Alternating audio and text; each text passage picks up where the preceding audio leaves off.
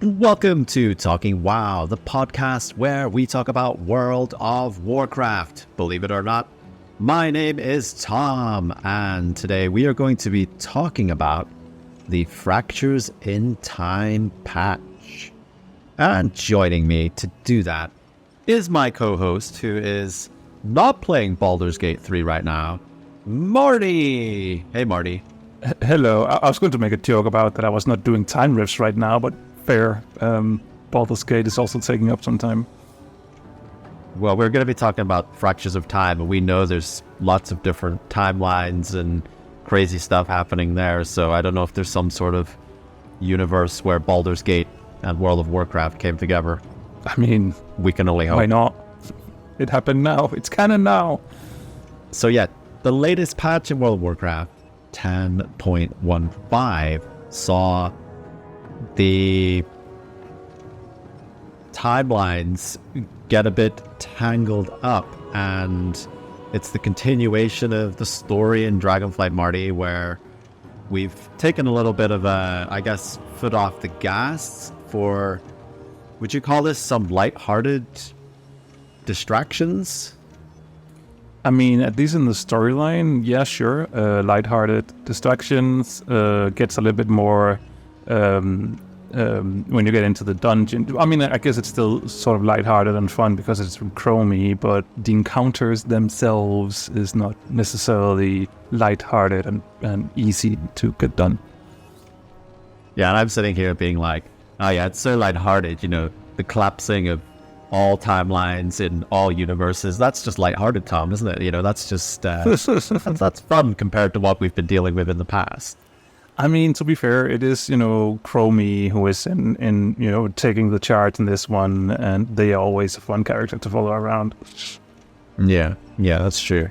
But when you start this patch and log in for the first time, I was expecting, you know, following on from the 10.1 patch where it was like the Zarlik Caverns, and it was, you know, we had this cutscene and it pretty much guided you to where the story was going next. No cutscene this time, and again, this wasn't a major patch, which is something I have to keep reminding myself of, because I just keep forgetting, like, no, this is not a major patch, like, not too much big stuff is happening here, so it's almost keeping your, like, expectations in check, isn't it? Yeah, I think so. That being said, though, something that I've been thinking about is that I actually think that I enjoyed the other small patch better, like 10.05. I think and it's weird. Oh, returning to the Forbidden Reach. Yeah, exactly. Well, you would prefer that because you're playing Drakfir mainly, so of course you wanted to go back there in a very friendly environment where you can fly and you know, not die from fall damage in the vaults. Yeah, exactly. What's not to like? But also, I don't know. It's just this weird thing. Where it felt like.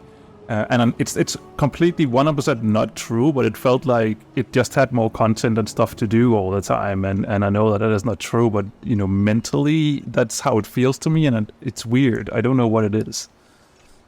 Yeah, and I think, well, any patch that contains a dungeon, that's a lot. That would be considered quite a large piece of content, like a lot of work. Mm-hmm.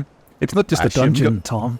It's a mega dungeon. So it's a mega dungeon. Mega amount of content. Yeah, not just your average 5-man, as they say. But, yeah, I think there's digesting how much content is in the patch, especially when it's some aspects of it are drip-fed to you. So and this probably segues perfectly to what I wanted to mention with regards to not being, like, shown any cinematics when logging in and being directed to the next part of the story. Because the first thing I saw when I logged in for the Fractures of Time patch was a little whelp flying up to me, and it was pretty much like, "Champion, the Whelps Daycare," and it was just like, okay, so forget about the the incarnates and all that. We gotta go to the Whelp Daycare Center and start this quest. That was just like in my face, and I'm like, what's the Whelp Daycare Center? Is this a world-ending thing I have to address right now? It's like, no, you're just pretty much, as it says, you're doing a series of quests that you can only do so many a day. It has like a little bit of a cap, and you're going through the various dragon Flight and raising a whelp from there as well, and having some fun in games. I would say fun in games in quotation marks, because there's a certain quest in there, Marty. I don't know if you've had any bother with it, but I have, and it's like a game where you're playing tag with a whelp, and it's just so annoying. Like, I hate it. Like, if we ever do another things that make me grumpy in Dragonflight, that's starting to make me grumpy, because the whelp seems to, like, you tag it and then it runs into a wall and then it just won't move. It just gets stuck. So I don't know if there's some like pathing issues on there, but oh boy, I'm just like, this is supposed to be fun. I've always hated those quests where you need to run up to something and it runs away from you, because it always ends up running in a strange direction, somewhere you didn't want it to actually go. And it's not the first type of quest in Dragonflight alone that has this mechanic. There is, like, in the Centaur dailies or whatever, there are some quests over there as well that has the same mechanic. Yeah, like rounding up the sheep and things like that. Yeah, exactly. And it's just like, I hate them because sometimes either they run off in like a weird direction, or sometimes they don't properly trigger when you run up to them, or that can be so many different kind of issues with it, and it never works great. Yeah, that just makes me want to take my sword out and swipe at things. But maybe they're using some sort of spaghetti code from the old, remember like the old escort quests? Someone's like copied half of that. Just been like, yeah, tweak it a little bit. It works. I'm sorry I brought up escort quests. That's just painful, isn't it? But thankfully, haven't seen any of those in this patch so far. Not anything that springs to mind at least. So if there are some in there, then they might just work.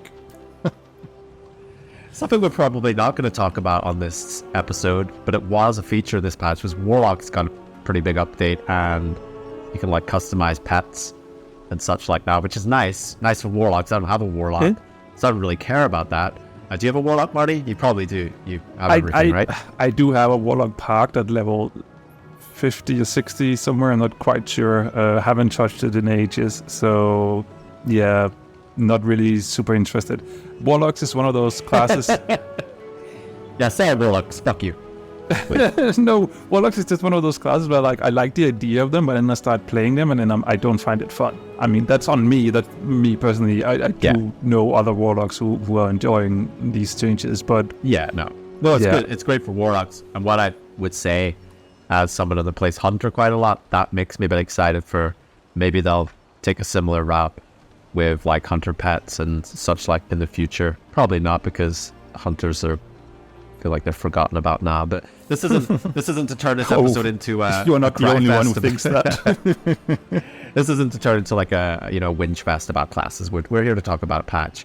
But yeah, Warlocks, I think, as far as I'm aware, they're happy. I haven't heard anything from Warlocks. So if you're a Warlock out there and you're happy about this patch, let us know. Or if you're not, please give us some perspective on that, because me and Marty are seemingly not doing it right. Like, one of us should have.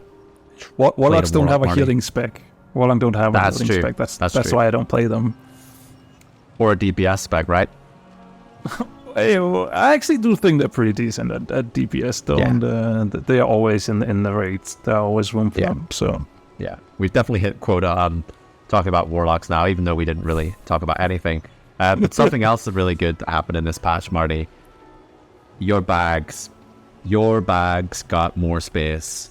And, instead of talking about time rifts and mega dungeons, let's talk about the stuff that really matters, having more space in your bags. Backspace. So, thank you, Blizzard, for introducing hundreds of currencies in this expansion, but giving us 2 slots back, because now Dalaran and carrots and hearthstones are now toys. Rejoice, Marty.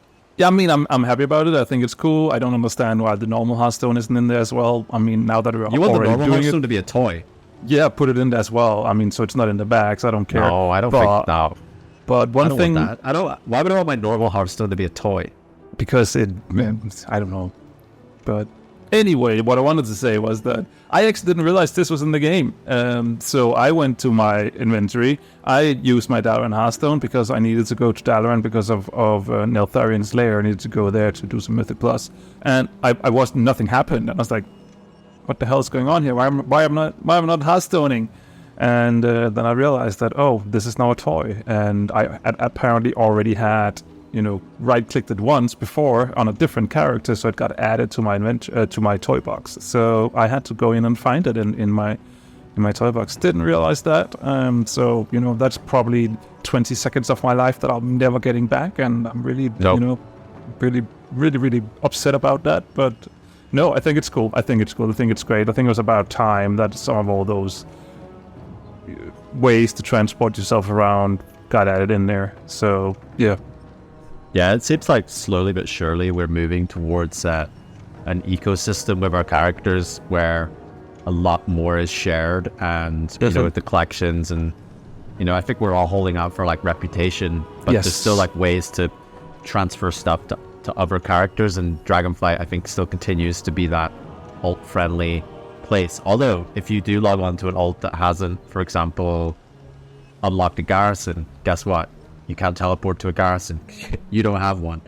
I thought it was just gonna like teleport me to an empty field in Draenor, but no, it didn't. Just didn't work. So don't work. Okay. I mean, it makes sense, right? If you haven't established the base. No, it totally makes sense. That's not me saying like I wanted to be teleported into a field. I'm not that Irish, so. Another big thing in this patch, then, time rifts. You already mentioned it. Mm-hmm. Yeah, I did. How do you feel about time rifts? Because I think we had some different experiences when that first launched. I mean, I think some people have had some issues with these areas being very crowded, being very laggy, and things like that.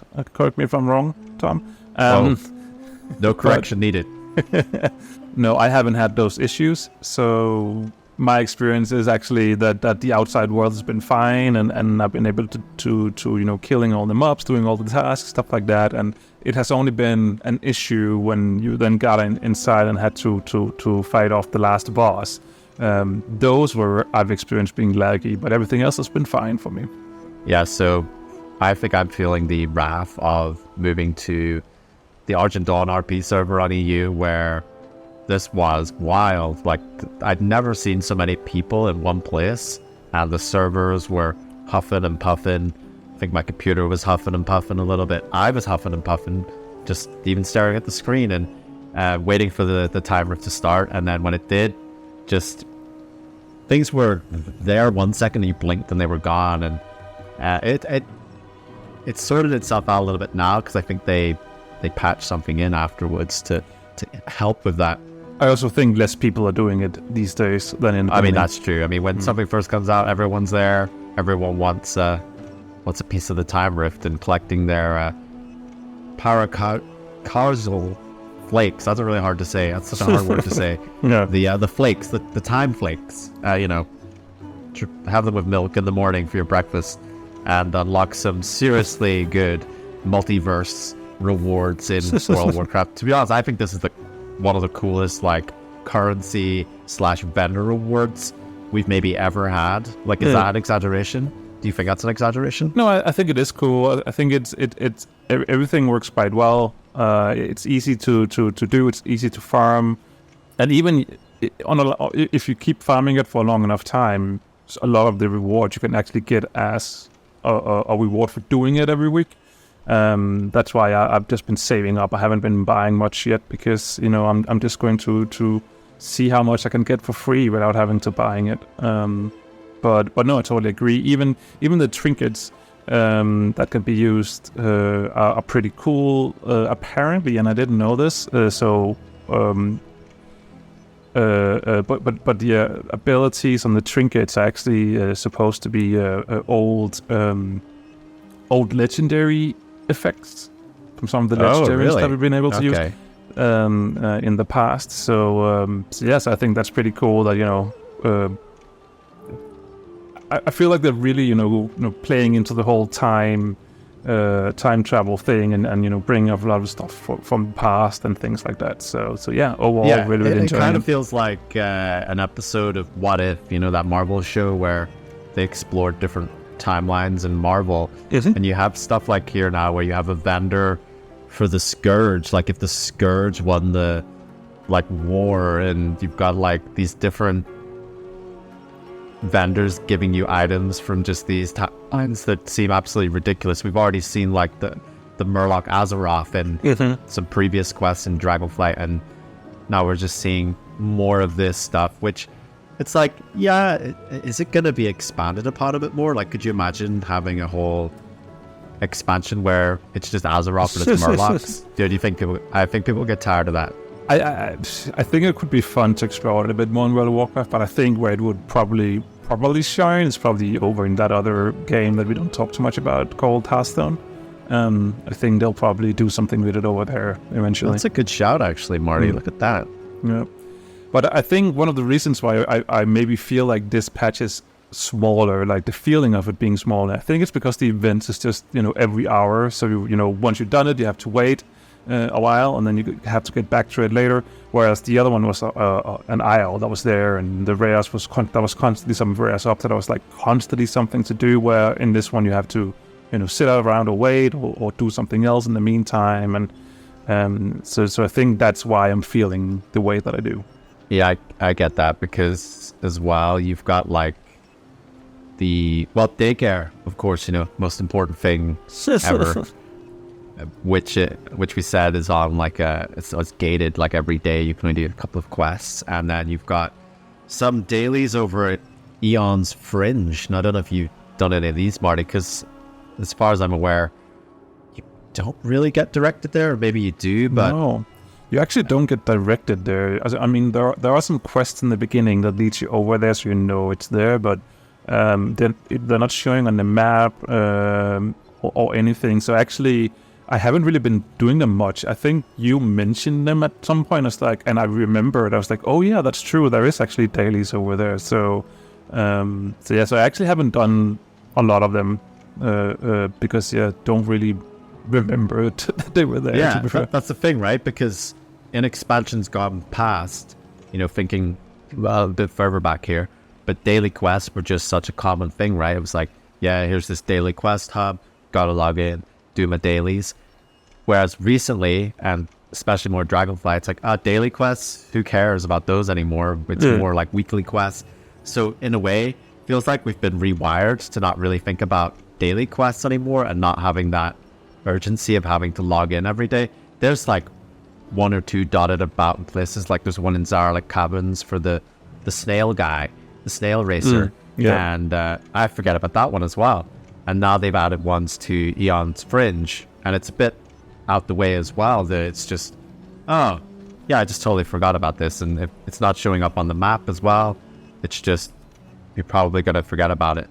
On the plus side, it's not really I would call a high value daily. It doesn't offer much rep to the new faction, and it gives you some time flakes to spend, but really it's you're not really missing out on the reward there if you're trying to min-max. But something these quests do offer is some alternative timeline quests. Some of them are very straightforward. I mean, they're all fairly straightforward. Some are as simple as just flying somewhere for Vol'jin and killing a mob and bringing an item back. Whereas I think the first one I did, you go for a portal and you're back in the Broken Shore with like Illidan and Malfurion when they're young, and basically Illidan is having a picnic with Tyrande, and Illidan stole a poem from Malfurion, so now Tyrande is totally wooed over by this poem, and you have to correct that. And there's another one where all these Rathians show up from different timelines, and actually, like, some of them have little tidbits. For example, in that one, Rathian is like, I need to get this letter to Anduin. Like, old gods. Just old gods are coming. And it's like, okay, interesting. So you haven't really done any of these quests, is that right? That is correct. I mean, I have done the one with the poem. I do remember doing that one, but I think that was probably one of the very first day that I went there. So yeah, no, I haven't really done many. I haven't really done any of them. I think I've done two dailies or something like that in total, because I just keep forgetting it. And the rewards are like not really something that again is super necessary. So I guess that's also the point maybe with these, that it's a little bit of flavor to the whole thing, but it's not super necessary. So yeah, no, I haven't done too many. Yeah, and there's actually some controversy around these dailies as well, especially in the PTR, because there was a version of this quest which involved Alexstrasza, which involved you going back to when she was captured by the Dragon Wall, and it was basically making sure that Alexstrasza didn't escape from the Dragon Wall encampment. And this is some pretty old Warcraft lore here, where the Dragon War were using like the red dragons, and they were like force breeding them and such, like very uncomfortable stuff really, to involve a player going back in and like making sure that happens. So there was a lot of talk when this was released on the PTR just around the whole tone of it, because you know you're probably talking about things like rape here and sexual assault, and it's like this needs to be handled like very carefully. And you're dealing with a character like Chromie who's quite like upbeat and, you know, Chromie, and it's like, that's like, we love Chromie, right? Like Chromie is a great character, but when you're trying to tell like a really sensitive like story or sensitive topics, like you gotta handle that like so much better. And I've seen this argument because since then Blizzard like saw the feedback, and it was like they changed it to that the players wouldn't be complicit in this. Basically the players are hiding the dragon stone or the dragon soul, is it? I think that's what it is. Yeah. So that Ronan will eventually find it and then free Alexstrasza, so it's a bit more of a positive spin. But the big thing I saw from this was, oh, players don't want dark themes anymore. And it's like, yeah, we probably do, but that's got to be handled, you know, it's got to be handled right. I mean, it's like, I think you could still have done the quest if you just have done it differently, like with a different tone for sure. And yeah, I don't know. I don't know, because I'm like, if it's something like that, it doesn't feel like that should just be in like a daily quest that we're talking about now that we forget about, and they're hidden away. Obviously, it probably should be something that's optional. But if you're going to be talking about a topic like this, in this day and age as well, like that can be a very like triggering thing, and it's like you can handle that away. Like the game does explore different themes, like we've seen it in Dragonflight with regards to, you know, depression and things like that. There, it's like, yeah, but they need to be handled a certain way. Like these themes, they're important, and when you see them in video games, that there can be, you know, ways to relate to that and perhaps relate to them eventually in a positive way. But again, like, it has to be done so carefully, and this just felt so uncomfortable. I remember like reading the quest text. I'm just like, oh my goodness, this is a big L, Blizzard. Like, this isn't being handled right at all. And I mean, they've changed it all, but still, it's like, how did it make it to PTR? I honestly, I don't understand. Like, I don't understand how someone was like, this is okay. And they've since, obviously, people spoke out about it, and they changed it, and, you know, you want your voice to be heard that way, but still, I'm just like, how did it get that far, Blizzard? You know, you don't have the best track record with that subject anyway, so I don't know, but it has been changed, and obviously for the better, but, you know, still question mark there over like how it gets that far. Yeah, and I mean, it is also, it's difficult because it is part of the lore. It is like official lore that all this happened, because when it was written, I guess time was also a little bit different at that point.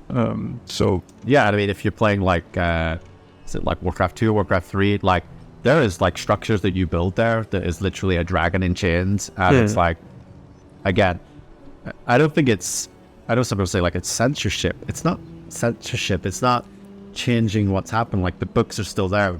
Like, people aren't like pulling the books away and saying like this didn't happen. But again, the original books, that's like, you know, 20, 25 years ago, and times change and evolve, and the way you like communicate things as well, especially in like a game like this, which I think, the tone has shifted in some ways, but you're still telling a story, and it's still important to tell that in like a safe way as well, that actually has something constructive about it at the end, I think. Yeah. I think it might have been a missed opportunity to do something, good about that whole thing, that old law. But anyway, we got where we are now, and yeah, we did. But you could also, because you probably haven't done this one as well, Marty, look out for Nephanos. Nephanos is highlighting a very deadly creature that they need taken care of. So I don't know if I want to spoil that, but well, it's ducks. There we go. It's ducks. I told you. But keep an eye out for that one. Keep an eye out for that one. All right. Yeah, I mean, overall, I think I'm of the opinion that I like going back in time to seeing events. Caverns of Time. That was like one of my favorite places. Like when they introduced that, going back to historical points in Warcraft's history. Like I think, hey, let's do that more, Yeah, I think we should go back and do that more, because a lot of these events also things that are taking place in books, and it's not necessarily something that is common knowledge to everyone. So it's nice to see some of these book events actually make it into the game, because it also makes it even more official, that, now it's actually in the game. So yeah, the books are still valid, Another big thing in this patch, and probably for you, Marty, was that Evokers got a third spec. They did get the Augmentation spec, which is a very different and very interesting spec that I've been kicking these from my group, because they don't do good DPS, Marty. I don't understand why they're joining groups and their DPS is terrible.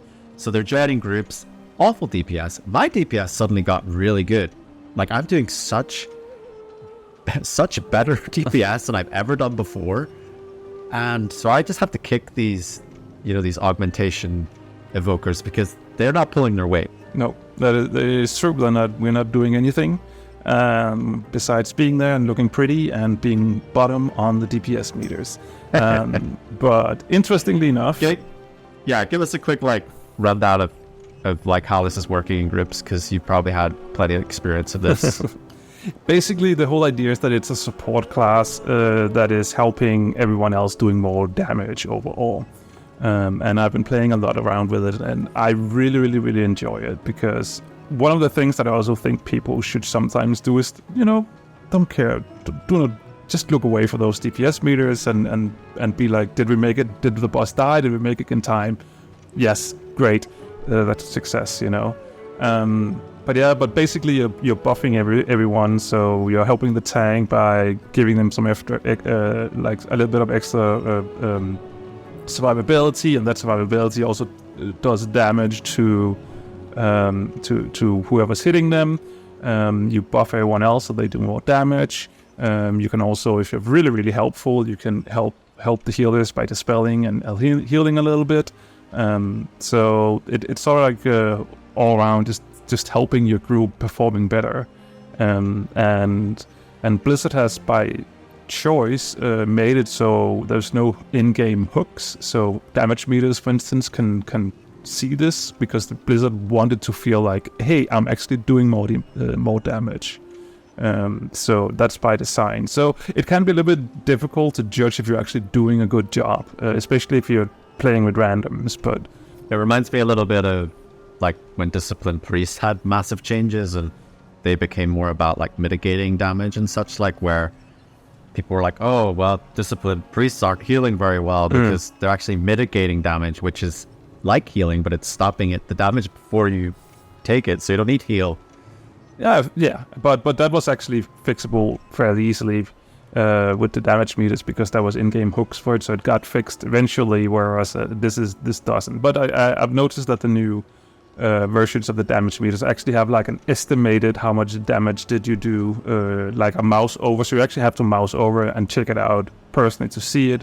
Obviously, if you're recording logs, then you can go into something like Warcraft logs and check it out. And I've actually noticed that, the ones that I've been running that I'm usually looking, I'm actually pretty high up there with the damage that I've contributed. So you can get an idea of, if you're actually performing well, if you're rubbish at it. But it is fairly easy to play. It has like a few different mechanics, buffs you need to keep up, and other abilities that prolong that buff and stuff like that. So you're also relying on people to do good DPS, though, aren't you? You're like relying on the other members of the party to know how to play their classes. Yeah. So it's like, it's like a bit of a catch-22 as well. It's like, well, if you know, my numbers are that good, it's like, well, were you playing your class right? Exactly. I mean, it's one of those things where you are most definitely buffing the other players.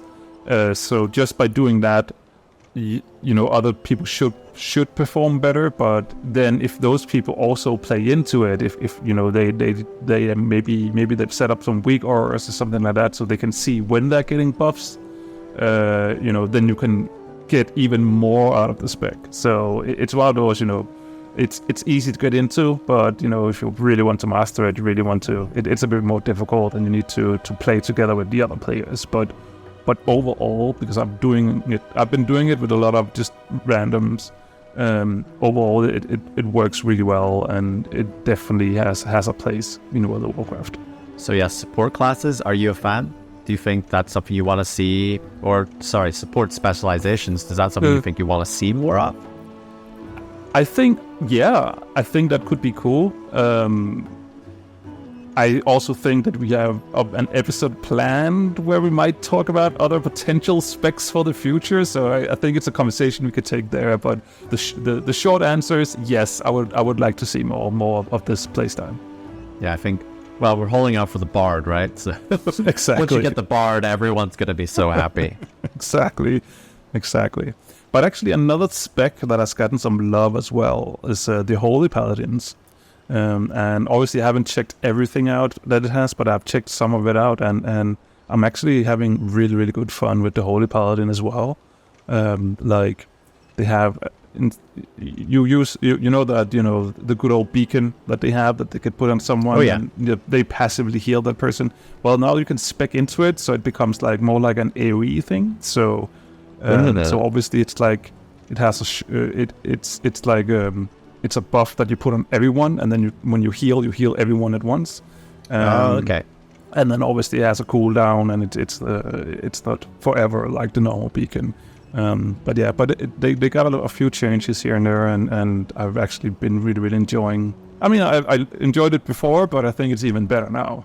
Marty is very happy with his bacon beacon. Exactly.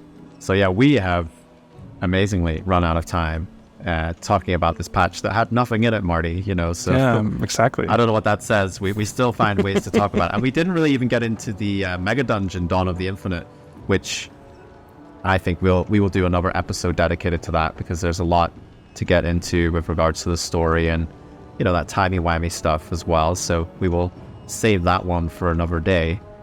That's not because I haven't done it yet, because I'm actually traveling right now and have limited gaming time. It's nothing to do with that, Marty. Absolutely nothing to do with that.